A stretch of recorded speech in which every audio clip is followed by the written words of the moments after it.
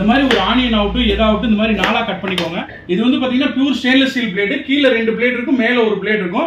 நம்ம இந்த மாதிரி பிளேடை ஃபர்ஸ்ட் இன்சர்ட் பண்ணிட்டு இந்த வெங்காயத்தை 4 வெங்காயத்தை கட் பண்ணி உள்ள போட்டுட்டு மேல க்ளோஸ் பண்ணிட்டீங்கன்னா போதும். இதை வச்சுட்டு இங்க பாருங்க, அப்படியே ஒரே செகண்ட் தான், ஒரு செகண்ட்ல நீங்க எல்லாமே வெட்டிக்கலாம். ஆனியன் சாப் பண்றதுல இருந்து எல்லாமே. நீங்க வந்து பாத்தீங்கன்னா நம்ம வீட்ல என்ன பண்ணுவோம்னா கயிறு வச்சு இழுக்கிறதா வாங்குவோம், அதெல்லாம் சீக்கிரமா வந்து வீணா போயிடும். சூப்பரா உங்களுக்கு வந்து ஆனியன் கட் பண்ணிருச்சு. இங்க பாத்தீங்கன்னாலே தெரியும், ஆனியன்லாம் சும்மா அழகழகா சும்மா நீட்டா கட் பண்ணி கொடுத்துருச்சு, இல்லை பொடுசா கட் பண்ணி கொடுத்துருச்சு. இந்த பவுல் எல்லாமே பாத்தீங்கன்னா ஜஸ்ட் ஒரு வாஷபிள் தான். இந்த மாதிரி வாட்டர்ல டிப் பண்ணிட்டீங்கனாலே போதும். இந்த மாதிரி வாட்டர்ல டிப் பண்ணி வாஷ் பண்ணிக்கலாம். நம்ம அடுத்ததா வந்து பாத்தீங்கன்னா நம்ம என்ன பொருள் வேணாலும் நம்ம இதுல போட்டுக்கலாம். ஜஸ்ட் இதே மாதிரி 2வது பிளேட் போட்டுக்கோங்க. இந்த மாதிரி ஒரு கேரட் வாங்கிட்டு வந்துட்டு ஒரு 4ஆ கட் பண்ணிக்கோங்க. இந்த மாதிரி கேரட்டா உள்ள போட்டுக்கோங்க, க்ளோஸ் பண்ணிடுங்க. இதையும் க்ளோஸ் பண்ணிட்டு அப்படியே வச்சு கண்டிப்பா வீட்டுல வந்து பாத்தீங்கன்னா காய் கட் பண்ண முடியாதவங்களுக்கு சூப்பரா வந்திருக்கு பாருங்க மேடம். நல்லா பியூரா அங்க பாத்தீங்கன்னா தெரியும், ஒரு சாலட் பண்றதுக்கு ஃபைனா சாப் பண்ணி கொடுத்துரும். இந்த மாதிரி கேஜெட்லாம் ரொம்ப சூப்பரா இருக்கும், பக்காவான ஒரு ரிசல்ட் கிடைக்கும் உங்களுக்கு. இதுக்கு அடுத்தது வந்து பாத்தீங்கன்னா நம்ம இதுலயே வந்து பாத்தீங்கன்னா முட்டைகோஸ் இதுலயே கட் பண்ணிக்கலாம் மேடம்.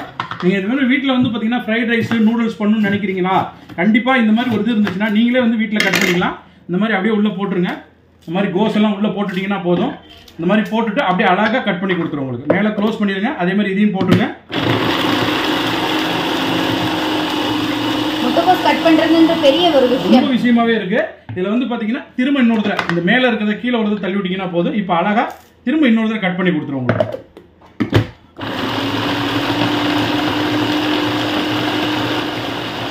சூப்பரா கட் பண்ணி வச்சுங்க மேடம். இங்க பாத்தீங்கன்னாலே தெரியும், இங்க பாருங்க ஒரே செகண்ட் தான். முட்டைகோஸ் எல்லாம் அருமையா எந்த அளவுக்கு சாப் பண்ணிருக்கு பாருங்க.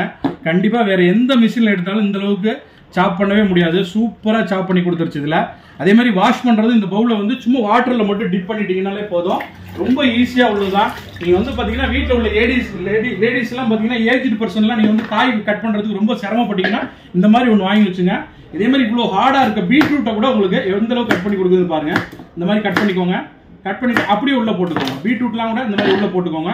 எந்த அளவுக்கு முடியுமோ நான் சும்மா கொஞ்சம் கொஞ்சம் டெமோ காட்டுறேன் உங்களுக்கு. இதுல வந்து கிட்டத்தட்ட ஒரு 200 கிராம் கெப்பாசிட்டி.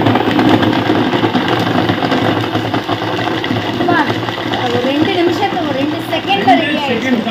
2 செகண்ட்ல எல்லாமே கட் பண்ணி கொடுத்துரும். எல்லாமே பாத்தீங்கன்னாலே தெரியும். அவ்வளவுதான், சூப்பரா கட் பண்ணிருச்சு. பக்கா சாப்பிங்க.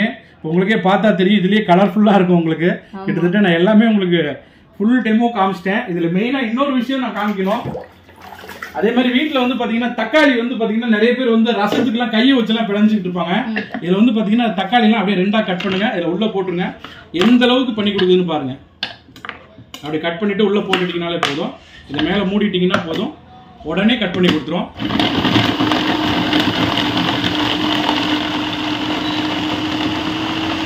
அவ்வளவுதான். ரொம்ப நீங்க சாம்பாருக்கு ரசத்துக்கு இந்த அளவுக்கு ஃபைன் சாப்பிங் பிளஸ் வந்து பாத்தீங்கன்னா இதோடவே வந்துடும் உங்களுக்கு. சூப்பரா கட் பண்ணி கொடுத்துருச்சு. இங்க பாத்தீங்கன்னா தெரியும், இந்த அளவுக்கு நார்மலா சாம்பாருக்கு இந்த அளவுக்கு கட் பண்ணாலே போதும், அருமையா கட் பண்ணி கொடுத்துரும் மேடம். இதுல வந்து பாத்தீங்கன்னா பொரியல் பண்ணணும் அப்படின்னீங்கன்னா ஒரே ஒரு பெரிய வெங்காயம் இந்த மாதிரி எடுத்துக்கோங்க. இந்த மாதிரி வந்து பாத்தீங்கன்னா ஒரு பீட்ரூட் எடுத்துக்கோங்க. அதுக்கப்புறமா வந்து பாத்தீங்கன்னா இந்த மாதிரி ஒரு கேரட் 1 2 3 4 இந்த மாதிரி ஒரு கேரட், கொஞ்சோண்டு முட்டைகோஸ். இது வந்து பாத்தீங்கன்னா வீட்டுல வந்து ஏஜ்டு பர்சன்லாம் நீங்க வந்து பாத்தீங்கன்னா சமைக்கிறதுக்கு கட் பண்றதுக்கு ரொம்ப சிரமமா இருக்குன்னா முதல்ல ஒரு வெங்காயம் போட்டுருங்க, கொஞ்சம் ஒரு பீட்ரூட்டை போட்டுருங்க, 2 கேரட்டை போட்டுருங்க, கொஞ்சோண்டு முட்டைகோஸ் போட்டுருங்க. எல்லாமே போட்டாச்சு. இதுல பாத்தீங்கன்னாலே தெரியும் உங்களுக்கு. இதுல எல்லாமே இருக்கு, பாத்தீங்கன்னா தெரியும். சூப்பரா இருக்கும். இது எப்படியே இருக்கு. இதுல வந்து பவர் பாயிண்ட் தான் இது, பிளஸ் 2 பின் பிளக் தான் போட்டிருக்கேன். இதுல கையில எதுவுமே கிடையாது, பேட்டரியும் கிடையாது, பவர்ல பண்றதுதான். அப்படி போட்டுட்டு ஒரு ப்ரெஸ் பண்ணாலே போதும். எந்த அளவுக்கு சூப்பரா கட் பண்ணி கொடுத்துருக்கு பாருங்க. காயும் 2 செகண்ட் தான் மேடம். இங்க பாத்தீங்கன்னாலே தெரியும். சூப்பரா கட் பண்ணி கொடுத்துருச்சு. எல்லாமே ஃபுல்லா வந்துருச்சு. இங்க பார்த்தா தெரியும். நான் இந்த பிளேடை எடுத்துட்டு எல்லாமே ஒரே இதா எந்த அளவுக்கு ஃபைன் சாப்பிங் பண்ணி கொடுத்துருக்கு பாருங்க. நீட்னஸா இருக்கும் உங்களுக்கு, பக்காவா இருக்கும். நம்ம எல்லாமே பாத்தீங்கன்னா காய் கட் பண்றதுக்கு இந்த பிளேடு போட்டுக்கிட்டோம். அதே மாதிரி இந்த வீல் மாதிரி ஒன்று உங்களுக்கு ப்ரொவைட் பண்ணுவோம். இது எதுக்குன்னு பாத்தீங்கன்னா நீங்க வந்து பாத்தீங்கன்னா பீட் பண்றதுக்கு ஒரு முட்டை போட்டு கொஞ்சோண்டு எக் போட்டுட்டு வெங்காயம் தக்காளி போட்டீங்கன்னா ஆம்லேட் பண்றதுக்கு, அதே மாதிரி ரோஸ் மில்க் பாதாம் கீர் பண்றது, வெண்ணெய் அடிக்கிறது, மோர் கடையிறது, இந்த மாதிரி விஷயத்துக்குலாம் இது நம்ம யூஸ்ஃபுல்லா இருக்கும். இதுக்கு அப்புறமா இதுல ஒரு இன்னொரு மேஜிக் ஒன்று இருக்கு, அதுதான் சூப்பரா இருக்கும். இந்த பிளேடை போட்டுக்கங்க. இப்போ இதுல மெயினா வந்து பாத்தீங்கன்னா வீட்டுல ஒரு 2 பேர் 3 பேர் இருக்கீங்க அப்படின்னீங்கன்னா கொஞ்சோண்டு இந்த மாதிரி கோதுமை மாவு போட்டுக்கோங்க. கொஞ்சோண்டு தேவைக்கு ஏற்பாடு போல இதுல வந்து உப்பு சேர்த்துக்கோங்க. நான் இதுல உப்பு போடல. அதே மாதிரி பாத்தீங்கன்னா வேணுங்கிறவங்க கொஞ்சம் ஆயில் ஆட் பண்ணிக்கோங்க. ஆயில் வேணும்னா ஆட் பண்ணிங்க, வேண்டியது இல்லைன்னா விட்டுறலாம். இதையும் போட்டுட்டு மேலே இதை க்ளோஸ் பண்ணிடுங்க. ஃபர்ஸ்ட் ஒரு டைம் வந்து பார்த்துட்டீங்கன்னா ஃபர்ஸ்ட் இதை போட்டுட்டு இதை மேலே வச்சுட்டு அப்படியே ஒரு பெரட்டி கொடுத்துரும். இப்போ அகைன் வந்து பார்த்தீங்கன்னா இதில் வேணுங்கிற அளவுக்கு கொஞ்சம் கொஞ்சமாக தண்ணி ஆட் பண்ணிக்கோங்க. இங்கே பாருங்க, சும்மா கொஞ்சம் நான் தண்ணி ஊற்றிட்டேன்.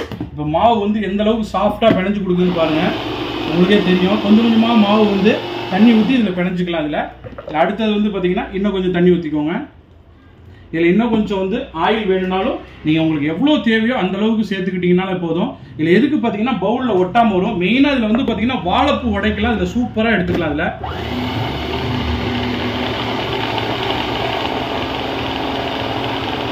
இதில் இன்னும் கொஞ்சம் வந்து நம்ம வந்து தண்ணி ஆட் பண்ணிக்கலாம் மேடம். இப்போ கரெக்டான பதத்துக்கு வந்துருச்சு. இப்போ அடுத்தது அதுவே மாவு பெரட்டி கொடுத்துருப்பாங்க. தண்ணி தெளிச்சு பண்ற மாதிரி. ஆமா, அதே மாதிரி கொஞ்சம் கொஞ்சமா கை வைக்காம அப்படியே நீங்க மாவு வந்து பெரட்டிக்கலாம்.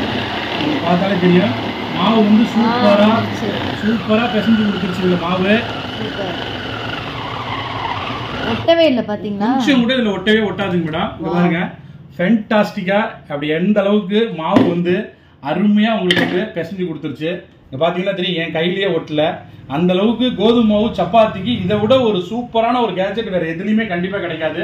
தாராளமா கை வைக்காம கோதுமை மாவு நீட்னஸா பண்ணிடணும்னா இந்த மிஷின் வாங்கிக்கோங்க. சூப்பரா வந்துடும் சார் இதுல.